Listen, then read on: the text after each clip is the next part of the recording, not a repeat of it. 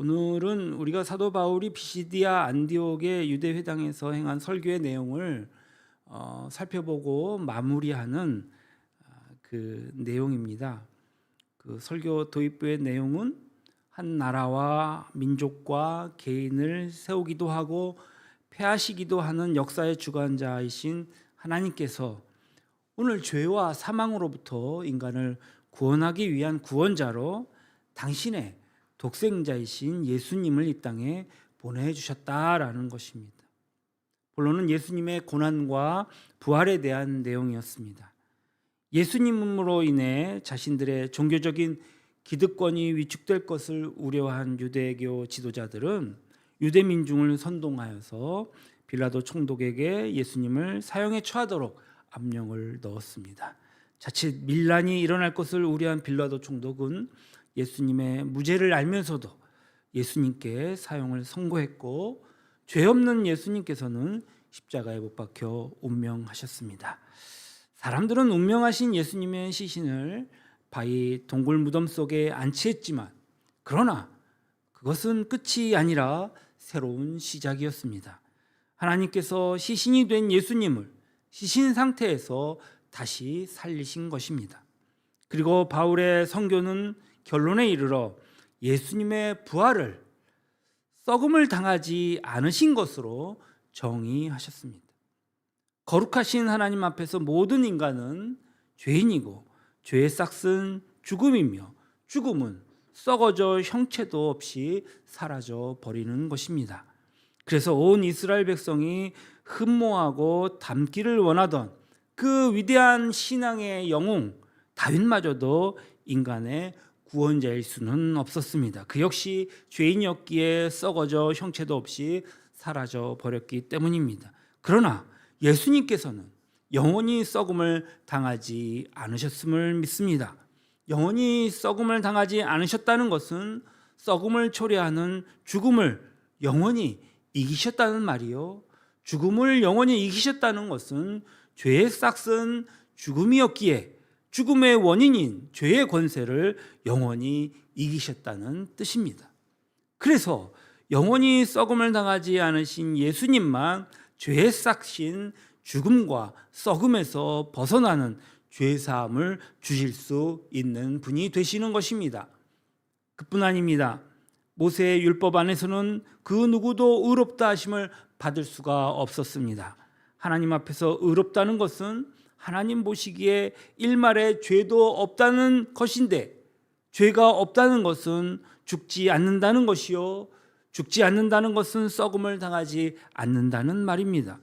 그러므로 모세의 율법 안에서는 그 어떤 인간도 의로울 수 없습니다.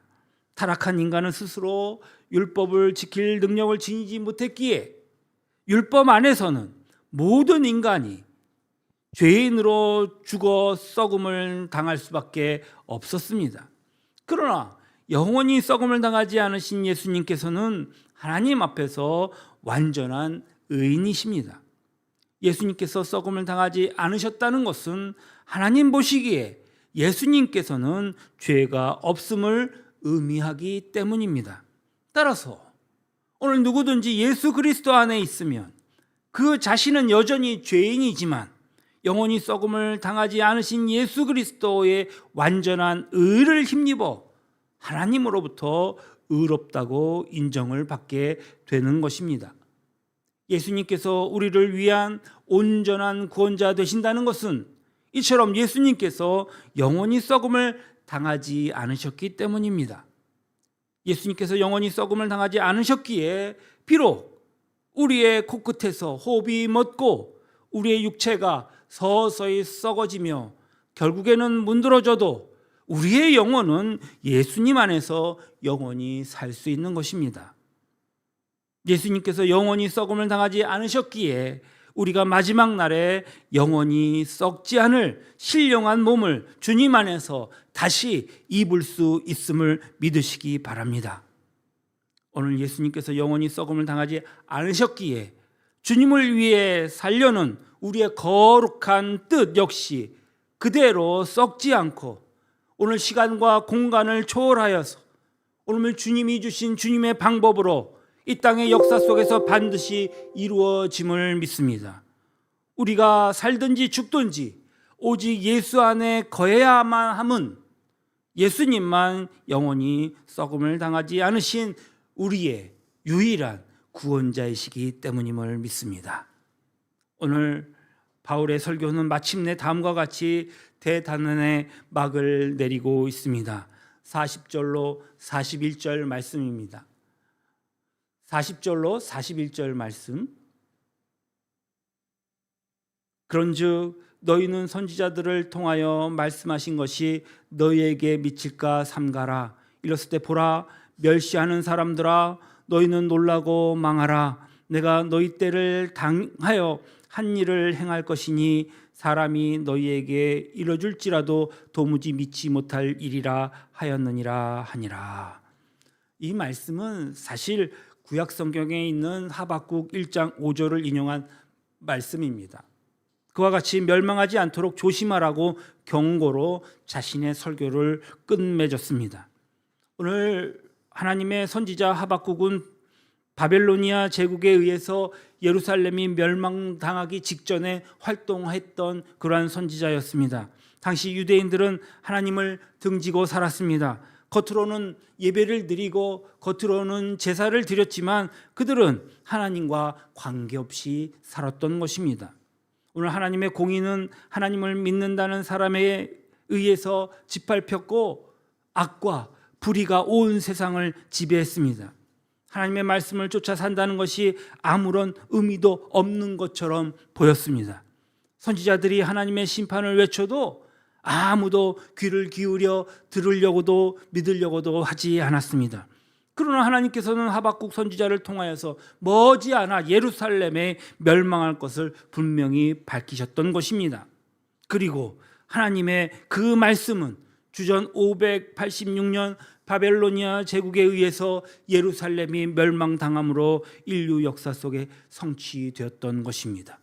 바울이 그 역사적인 사실을 그들에게 상기시키고 있습니다. 그리고 자신의 설교를 마무리하는 것은 예수 그리스도를 믿지 않으면 누구든지 예루살렘이 멸망당한 것처럼 멸망당할 수밖에 없다는 의미였습니다. 다시 말해서 예수 그리스도가 아니고서는 그 누구도 하나님의 심판을 피할 수 없다는 것이었습니다. 그 이유가 무엇이겠습니까? 영원히 썩음을 당하지 않으신 예수 그리스도를 통하지 않고서는 죄의 싹은 죽음이었기에 모든 인간은 자기의 죄로 인하여 죽고 썩어져 없어져 버리기 때문입니다. 인간은 일평생 열심을 다해 수고하고 애쓰며 그가 산 대가가 고작 썩어져 형체도 없이 사라져 버린다는 것을 일깨워주기 위함이요, 인간에게 그보다 더 무서운 멸망, 더 강호할 심판이 어디에 있겠습니까? 이것을 알려주기 위함이었습니다.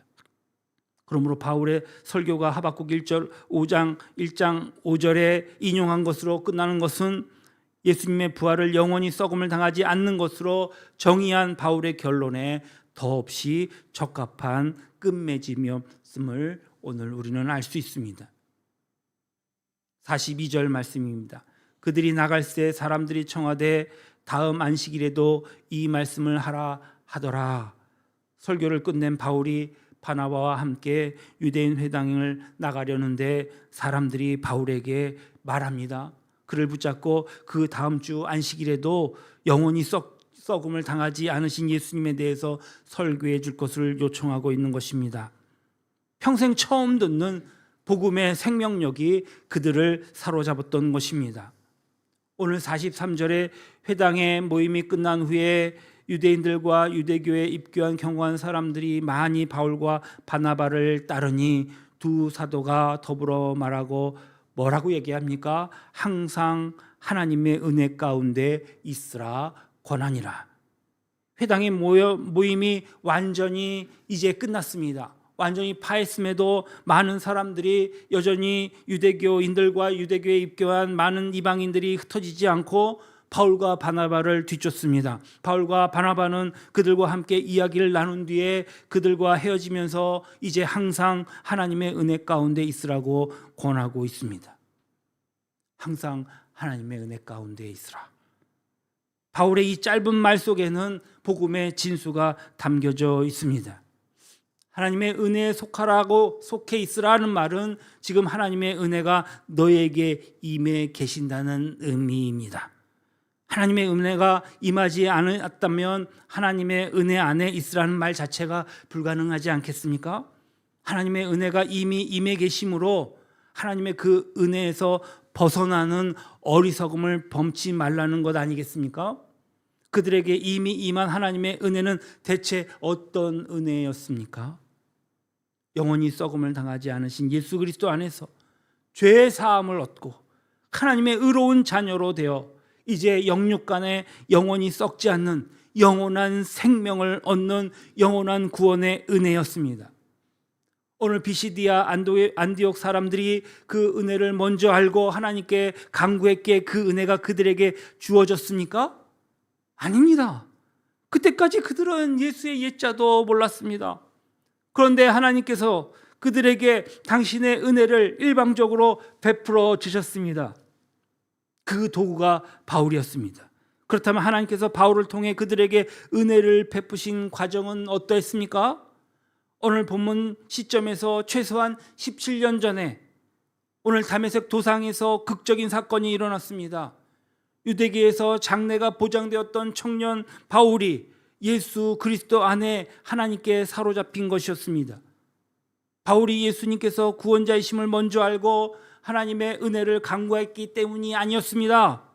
그때 바울은 교회를 짓밟고 그리스도인들을 색출, 연행, 투옥시키는 천직으로, 그것을 천직으로 삼던 예수님의 대적이었습니다. 그런데도 예수 그리스도 안에서 그를 구원하시려는 하나님의 은혜가 일방적으로 그에게 임했던 것입니다. 그 은혜에 감격한 바울은 즉각 다메섹에서 예수 그리스도의 복음을 전하려 했지만 바울을 배교자로 이제 간주했던 유대인들은 바울을 죽이려 함으로 바울은 뜻을 이룰 수가 없었습니다. 아라비아 광야에서 3년 동안 홀로 경건의 훈련을 거친 이 바울로 이제 바울은 예루살렘으로 올라가 복음을 전하려 했지만 예루살렘의 그 유대인들이 역시 배교자 바울을 죽이려 하기는 매한가지였습니다. 어쩔 수 없었습니다. 그는 그의 고향 다소로 낙향하였습니다. 그곳에 무려 13년 동안이나 실패자처럼 집거해야만 했습니다. 그 와중에 다소에 멀지 않은 시리아 안디옥에 이방인의 교회가 세워졌습니다. 기독교 역사상 이방인 세계에 이방인이 위하여 이방인이 세운 그 교회는 최초의 교회였습니다. 안디옥 교회 소식에 접한 예루살렘 모교의 지도자들은 안디옥 교회의 목회자로 바나바를 파송하였습니다. 안디옥으로 내려와서 목회를 시작한 바나바는 너무나도 많은 이제 믿는 자들이 생기니 홀로 이 부흥을 감당할 길이 없었습니다. 역부족이었습니다. 그는 예전에 예루살렘에서 만난 적이 있었던 바울을 기억해냈습니다.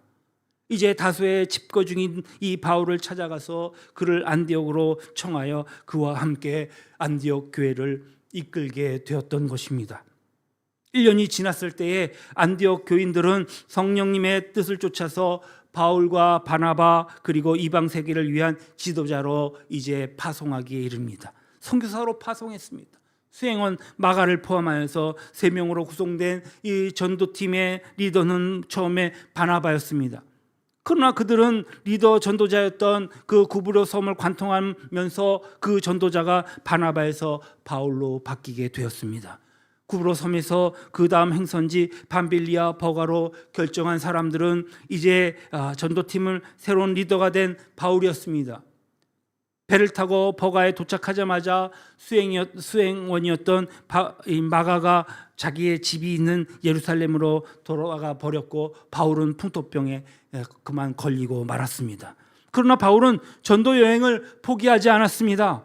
목숨을 걸고 험산줄령 타우루스 산맥을 넘어 풍토병이 만연한 이 저지대 버가와는 정반대의 환경을 지니고 있는 고지대 비시디아 안디옥으로 갔던 것입니다. 풍토병에 걸린 몸으로 타우루스 산맥을 넘기에는 그의 건강은 최악의 상황이었을 것임에도 비시디아 안디옥에 당도한 바울은 요양원으로 바로 들어가지 않았습니다. 바울은 그곳에 당도하자마자 안식일이 돌아왔고 그가 가장 먼저 찾은 곳은 유대인 회당이었던 것입니다.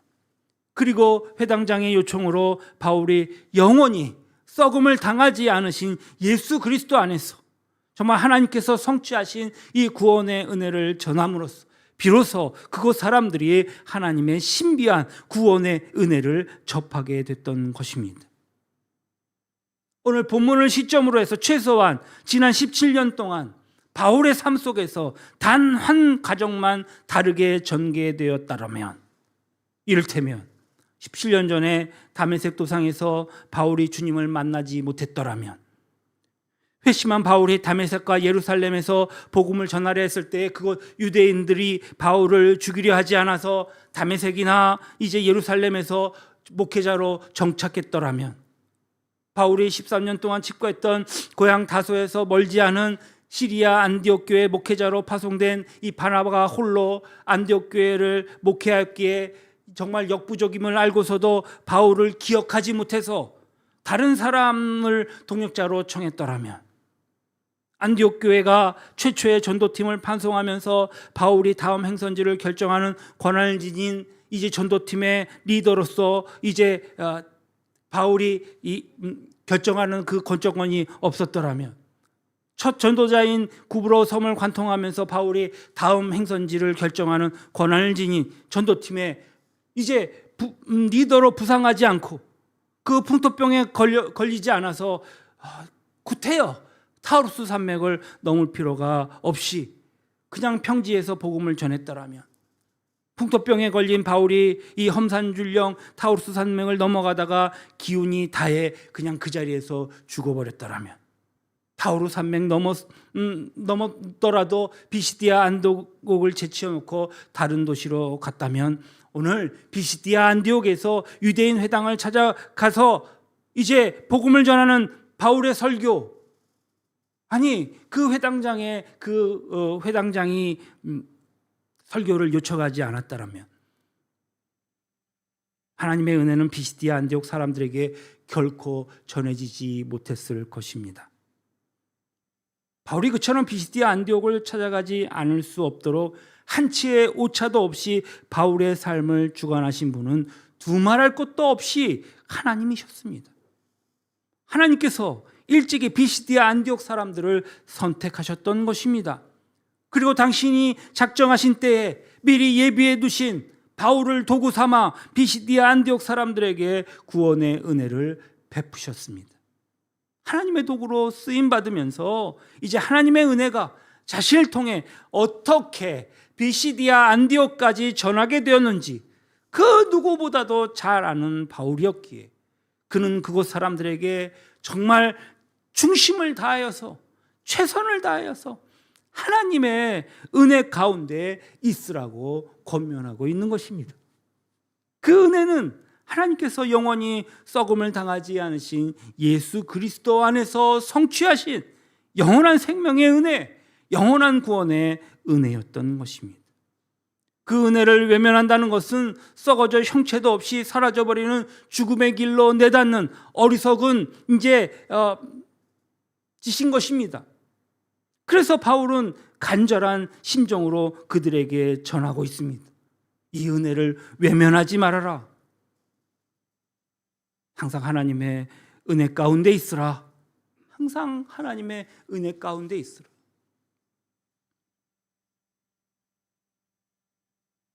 제가 새벽에 기도하면서 이런 생각 해봤습니다. 제가 영종도에 온 것이 어떤 연유로 올 수 있었던 것인지 사실은 정확한 이유가 없습니다.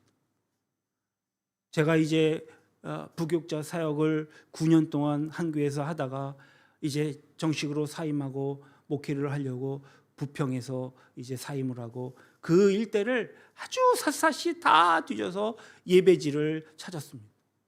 그런데 조금 괜찮은 곳은 너무나도 가격이 비싸서 들어갈 수 없었고, 또 조그만 외곽으로 벗어나니 연립 한 동 사이에 하나씩 교회가 있었던 것을 볼 수 있었습니다. 정말 어떻게 해야 할지도 몰랐습니다. 그런데 언뜻 우리 그 제자가 영종도에서 그 음악학원을 하는 것을 기억해냈습니다. 그때 막 개업 예배를 가서 예배를 드려줬었거든요. 그래서 처음 오게 됐습니다. 처음에는 우리 예언이 엄마도 엄청 반대했습니다. 왜냐하면 공항에 막 비행기 소리가 크게 들리지 않느냐, 거기는 나는 못 간다 막 그러면서. 근데 실제로 와보니까 비행기 소리는 안 들렸습니다. 예언교회가 세워진 지 14년이 되었는데 제가 그 학원에서 주일마다 예배를 드렸습니다. 그런데 그 학원이 없어지면서 저는 교회가 아닌 집에서 가정 예배를 드릴 수밖에 없었습니다. 그 시간이 6개월이나 되었습니다. 아르바이트로 학원에 아이들을 운전해 주면서 항상 이 건물 에어로시티 3층을 바라보면 저기도 교회가 있네. 나도 저런 교회에서 한번 예배드리고 성도들과 같이 찬양해 봤으면, 그 마음의 소원이 있었습니다. 그래서 쉬는 시간에 한 번씩 3층에 올라와 봤습니다. 그런데 공간이 비어 있었습니다. 이것을 놓고 기도했습니다. 어느 하나님이 금식 기도를 시켜주셨습니다. 그래서 한 일주일 동안 기도한 끝에 여기 주인이 웬일인지 절대 교회는 빌려주지 않는다고 했는데 와보려는 것입니다. 돈도 넉넉치 않았습니다.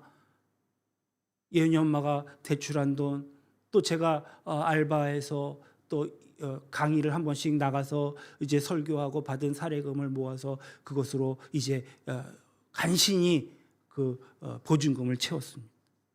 그리고 시작한 것이 예언교회입니다. 그런데 그 교회가 14년이 된 것입니다. 어떻게 또 그렇게 기가 막힌 성도님들이 우리 교회를 찾으셨는지, 정말 올 수 없는 이 상황, 올 수 없는 우리 성도들이 이 자리에 나와서 예배를 드리게 된 것입니다. 이것은 모든 것이 하나님의, 성령 하나님의 역사라고 저는 믿습니다. 분명히 성령께서 우리에게 이 자리에 오게 불러주셨음을 저는 믿습니다.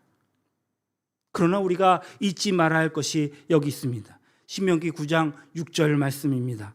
그러므로 내가 알 것은 내 하나님 여호와께서 내게 이 아름다운 땅을 기업으로 주신 것이 내 공의로 말미암음이 아니니라. 너는 목이 곧은 백성이라. 이 말이 무슨 말씀입니까? 하나님께서 이스라엘 백성에게 젖과 꿀이 흐르는 가나안 땅을 주신 것은 그들이 공의로운 민족이었기 때문이 아니었다고 말하는 것입니다. 그들은 하나님 앞에서 목이 곧은 교만한 민족이었습니다. 그렇다고 그들의 신분이 고귀했던 것도 아닙니다. 그들은 400년 동안이나 이집트에서 노예살이를 한 아주 가장 비천한 민족이었습니다. 그런데 그 목이 곧은 비천한 이스라엘 백성에게 하나님께서 가나안 땅을 주신 것은 그들의 조상 아브라함 때부터 그 땅을 주시리라고 약속하신 하나님의 일방적인 은혜로 인함이었습니다.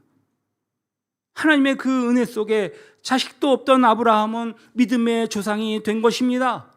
하나님의 그 은혜 속에 가진 것이라고는 마른 지팡이 하나뿐이었던 80노인 모세는 출애굽의 지도자가 된 것입니다. 하나님의 그 은혜 속에 베들레헴에 이름 없던 목동 다윗은 블레셋의 거인 골리앗을 제압하는 이스라엘의 장군이요 결국에는 성군이 되었습니다. 하나님의 그 은혜 속에 갈릴리에 무식하던 어부 베드로와 교회를 짓밟고 다녔던 폭도 바울이 위대한 사도가 되었습니다. 이처럼 성경은 오직 하나님의 은혜 속에서만 인간은 하나님을 향해 돌아서는 회개를 할 수 있고, 그 하나님의 은혜 속에서만 이제 하나님께서 언약하신 가나안 땅을 얻을 수 있고, 하나님의 은혜 속에서만 하나님의 뜻을 쫓아 영원한 생명의 삶을 살 수 있는 초지일관 밝혀주는 하나님의 진리인 것입니다. 사도 바울은 본문 속에서 하나님의 은혜가 너희에게 임하였으므로 항상 하나님의 은혜 가운데 있으라고 권면하고 있습니다. 이것이 오늘 본문 비시디아 안디옥 사람들뿐만 아니라 오늘 시간과 공간을 초월해 지금 본문을 접하고 있는 우리에게도 해당된다고 생각합니다. 우리가 영원히 썩음을 당하지 않는 구원받은 그리스도인으로 지금 이 자리에 앉아 있는 것은 오늘 하나님의 은혜가 먼저 우리에게 임하셨기 때문입니다. 그래서 바울은 지금 본문을 통해서 우리 각자에게 항상 하나님의 은혜 가운데 있으라고 권면하는 것이 아니겠습니까? 우리에게 임하신 하나님의 은혜를 떠나서는 우리는 썩어져 형체도 없이 사라져 버릴 것이기 때문입니다. 하나님의 은혜가 우리에게 임했다는 것은 하나님께서 영으로 임했다는 말이요, 다시 말해서 성령 하나님께서 임하셨다는 뜻입니다. 오늘 비시디아 안디옥 사람들에게 하나님의 은혜가 임하셨다는 것은 바울이 비시디아 안디옥에 이를 수밖에 없도록 바울의 삶을 한치의 오차도 없이 주관하신 성령 하나님께서 오늘 바울을 통로로 삼아서 친히 그들에게 임하셨다는 말씀입니다. 따라서 오늘 항상 하나님의 은혜 가운데 있으라는 것은 하나님의 은혜로 이미 우리에게 임해 계신 성령 안에서, 성령님 안에 있으라는 의미임을 알게 됩니다. 예수 그리스도 안에 있다는 것 역시 성부 하나님의 영인 동시에 성자 하나님인 영이신 이제 성령님 안에 있으라는 뜻 아니겠습니까? 성령님은 우리가 그분을 알기도 전에 우리에게 먼저 임하셨습니다. 만약 우리의 지난 삶 속에서 단 한 과정만이라도 어긋났더라도 우리는 지금 이 자리에 이 모습으로 앉아 있을 수가 없을 것입니다. 우리가 구원받은 그리스도인으로서 지금 이 자리에 앉아 있지 않을 수 없도록 우리의 지난 삶을 정말 한치의 오차도 없이 주관하신 분이 우리가 그분을 알기도 전에 우리에게 먼저 임하신 성령 하나님이셨음을 믿으시기 바랍니다.